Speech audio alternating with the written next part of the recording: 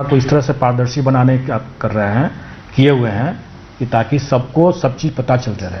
बहुत सी चीज़ों को आप लोग अभी देख रहे हैं, वो उसी का नतीजा है कि चूंकि हम लोगों ने पारदर्शी रखा, इसलिए आपको पता भी चल रहा है और पता चलना ही चाहिए, क्योंकि तभी तो हमारे यहाँ भी अगर कोई गंदगी कोई नहीं करने से डरेगा। तो ये तो हो गई पुरानी बातों के लिए। तो अब हम लोग आज का जो मुख्य बातें जो आज की है वो हम बता दें आपको। सरकार ने TRE 2 मतलब शिक्षा विभाग ने TRE 2 सप्लीमेंट्री रिजल्ट के लिए तो पहले से मना किया हुआ है। 19 तारीख को आप लोग सब अवगत हैं इससे। और चूंकि SC/ST वेलफेयर डिपार्टमेंट का मामला मैंने पहले ही बताया था कि उसकी अध्याचना बाद में आने के कारण से उसको हम लोगों ने शिक्षा विभाग के साथ ही जोड़ दिया था। तो शिक्षा विभाग का चूंकि सप्लीमेंट्री नहीं आ रहा है, इसलिए SC/ST वेलफेयर डिपार्टमेंट का भी कोई सप्लीमेंट्री नहीं आएगा। और उनके यहाँ से भी इसी कारण से, क्योंकि दोनों का जुटा हुआ था मामला, इसलिए उनका भी नहीं होगा। और EBC BC वेलफेयर का हम लोगों ने ऑलरेडी दे दिया है। तो हम लोग आयोग की ओर से अब TRE 2 का डी एंड हो चुका है, क्लोज हो चुका है। तो अब हम TRE 3 की बात करेंगे। TRE 3 हम लोगों ने पहले आगामी जो TRE का विचार किया था तो अगस्त के लिए किया हुआ था। वो अगस्त में TRE होगा, लेकिन वो TRE 4 होगा। और आप TRE 3 को समझ लीजिए सप्लीमेंट्री TRE समझ लीजिए। सप्लीमेंट्री रिजल्ट नहीं आया कोई बात नहीं, लेकिन सप्लीमेंट्री TRE आप इसको समझ लीजिए एक तरह से। और वो TRE 3 होगा और वो मार्च में होगा। और अभी हम लोगों ने एक टेंटेटिव आपको डेट में कुछ बता दूं, 10 फरवरी से 23 फरवरी तक आवेदन आमंत्रित किए जाएंगे ऑनलाइन। और 7 मार्च से 17 मार्च तक में परीक्षा होगी। 17 मार्च तक। और ये परीक्षा होगी 1 to 5, 6 to 8, 9 to 10 और 11 to 12। चारों कैटेगरी की होगी, एक्सेप्ट हेडमास्टर की परीक्षा नहीं होगी इसमें। इसके बाद जब ये उसके बाद का आगे का कार्यक्रम बनेगा, बहुत जल्दी बनेगा, उसका भी वो हेड टीचर का है, लेकिन वो अभी नहीं, लेकिन बहुत जल्दी उसके लिए भी आएगा मामला।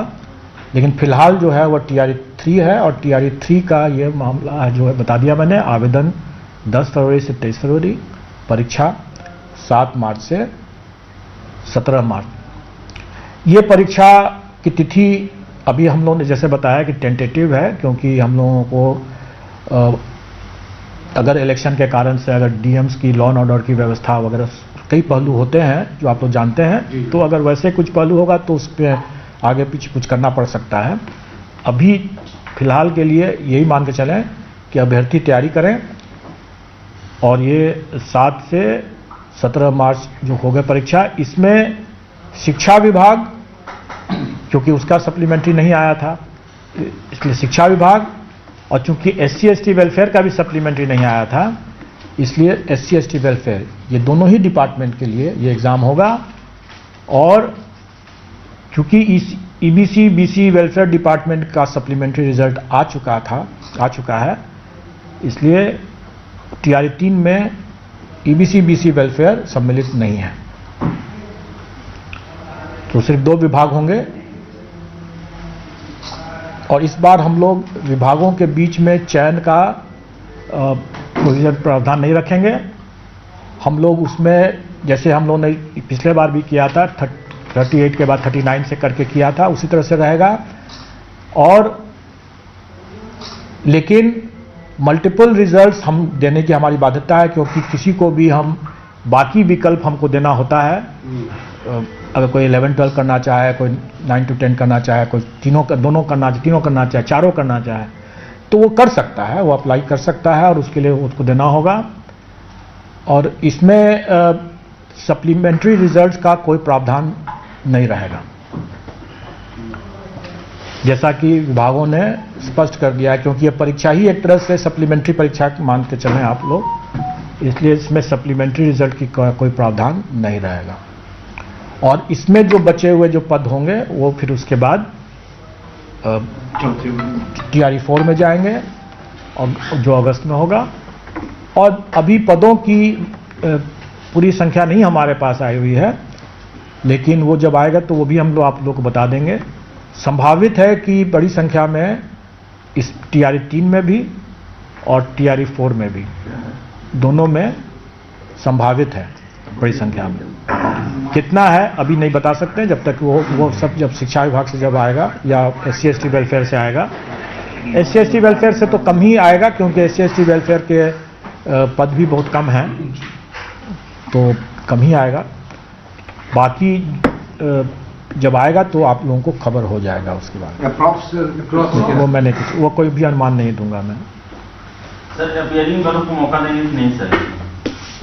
हम लोग का जो प्रावधान है उसमें कि जो आवेदन करने की अंतिम तिथि तक उनकी पात्रता होनी चाहिए जो है, तो उनका रिजल्ट जो है वो उस तारीख तक होना चाहिए। सर STT परीक्षा के फॉर्म लिए गए हैं, तो ये बच्चे बैठेंगे TRE 4 में जाएंगे। मैंने बता दिया कि जो हमारे जो आप इसको अगर जैसे मैंने पहले भी कहा, इसको सप्लीमेंट्री एग्जाम अगर के दृष्टिकोण उस तरीके से समझने में ज़्यादा आसानी लगेगा लोगों को समझने में। डोमिसाइल कैसे कर रहे हैं सर?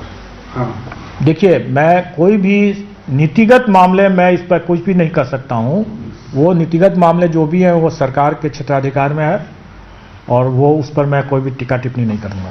अपीयरिंग वाला भी क्लियर नहीं हो पाया सर, जैसे आपने कहा कि हमारे हिसाब से जो परीक्षा जो हमारे जो आवेदन की अंतिम तिथि तक जो डिग्री वो जो लोग उसके लिए एग्जाम के लिए योग्य होंगे, हमारी TRE 3 की परीक्षा के लिए जो योग्य होंगे वही भाग ले सकते हैं। सर अटेम्प्ट का सर क्या सर? 3 अटेम्प्ट मानिए खत्म हो गया तो वो चौथा में फिर से नीतिगत कोई भी बिंदु पर हम नहीं कमेंट करेंगे। इसके लिए हमें अगर जानकारी भी होगी तो भी मैं कमेंट नहीं करूंगा, मैं कर नहीं सकता हूं, मैं इसके लिए अधिकृत नहीं हूं। तो आप इसके लिए शिक्षा विभाग से ही आप पता करें कि क्या हो सकता है। 10 फरवरी से 30 फरवरी विज्ञापन तो क्लियर हो ही गया था इसी बीच में। विज्ञापन तो मैंने बता ही दिया कि किस तारीख से आएगा। अच्छा, कटअप वगैरह जो है ना सर, सवाल उसमें छूट गया था मेरा। कटअप का लेवल कुछ सब्जेक्ट में कुछ जगह TRE 1 की तुलना में 2 में बहुत ज़्यादा चला गया। TRE 3 में क्या मानते हैं? पहली बात तो ये कट ऑफ हम आयोग नहीं निर्धारित करती है, ये कट ऑफ तो कैंडिडेट खुद ही निर्धारित करते हैं। आपको तो खुश होना चाहिए कि कैंडिडेट ने अच्छा प्रदर्शन किया। जस्ट लाइक रेस है सर।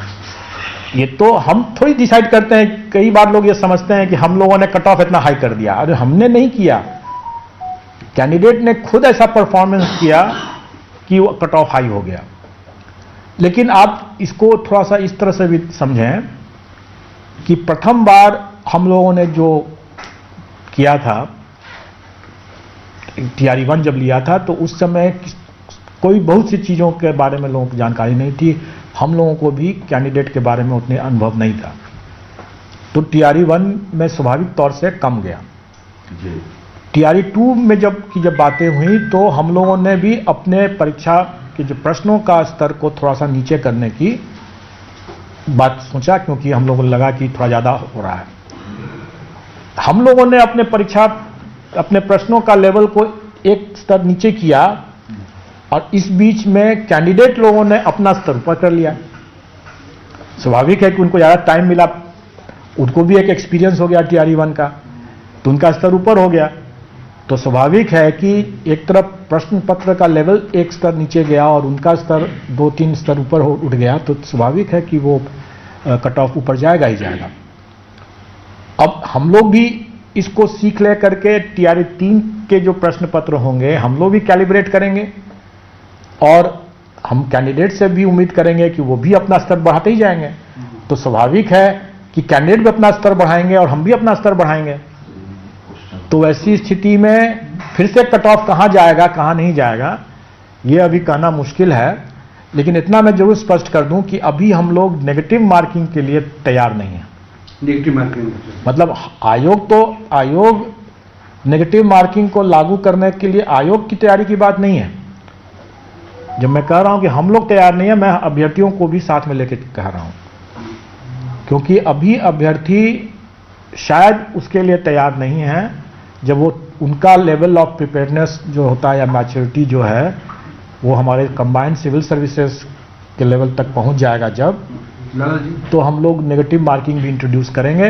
लेकिन अभी TRE 3 में नेगेटिव मार्किंग नहीं होगा। सर वो भाषा का पेपर सर जो है एक ही पेपर में TRE 2 की तरह ही रहेगा सर, और उसके लिए क्वालिफाइंग ये सब का सर क्या रहेगा सर? सब कुछ पूर्वक Same, सब जैसे- TRE 2 के जैसा। जैसे था TRE 2 में जो हम लोगों ने जो भी तैयारी किया है वो अध्यापक भर्ती नियमावली जो शिक्षा विभाग की है उस नियमावली के तहत किया है, और उस नियमावली के तहत ही उसमें रूल 7(5) सब रूल 5 में लिखा हुआ है कि कोई भी अर्हतांक निर्धारित करने का विवेकाधिकार जो है वो आयोग को है, और आयोग उसका उपयोग करती है। अगर मान लें, हम फिर से उसी बात को कह रहे हैं कि अगर हमने सबको पास कर दिया, किसी को फेल नहीं किया, तो किसी को क्या तकलीफ है। अगर आप ये कहें, और हम लोगों ने देखा है उसमें जो प्रश्न जो हैं इतने मतलब स्तरीय प्रश्न थे जिसकी आवश्यकता नहीं थी। अगर कोई मैथ्स का टीचर या कोई हिस्ट्री का टीचर या कोई ज्योग्राफी का टीचर, उसको उतनी क्लिष्ट हिंदी और उसका ग्रामर व्याकरण उसका आना जरूरी नहीं था। उसको अपने मैथ्स पढ़ाने के लिए, ज्योग्राफी पढ़ाने के लिए जितनी हिंदी आवश्यक है उतनी ही आवश्यक है। तो कुछ लोग जो सफल हुए उसमें कुछ लोग जो हैं जो कि 1 नंबर से छूट रहा है, मतलब 8 नंबर आया। आप ही लोग कहते कि मात्र 1 नंबर से छूट रहा है, लो इतना टफ पेपर आ गया, इन लोगों को बोनस नंबर क्यों नहीं दिए वगैरह वगैरह। तो हमने दे दिया बोनस नंबर, सबको 9 नंबर बोनस दे दिया, सब पास कर गए। तो कोई पास अगर करता है, किसी को हमने फेल नहीं किया तो नहीं किया, किसी को उसके लिए तकलीफ नहीं होनी चाहिए। अब रही बात की TRE 3 में, स्वाभाविक है कि कभी भी जो क्वालिफाइंग पेपर है उसमें हम उसकी विद्वत्ता हमको देखना नहीं है, वो मेरा उद्देश्य नहीं है। हमको देखना है कि वो मिनिमम उसको उतना ज्ञान है कि नहीं है। तो वो मिनिमम देखने के लिए हम लोग भी लैंग्वेज के जो पार्ट होगा, जो 30 प्रश्न भाषा से संबंधित हो गया, उसमें हम लोग ध्यान रखेंगे कि ऐसा इतना स्तरीय प्रश्न न हो जाए कि उसमें अच्छे लोग भी, उसमें जो मैथ्स के अच्छे जानकार टीचर बन सकते थे, अगर उसमें भाषा के कारण से निकल जाए बाहर तो उचित नहीं होगा।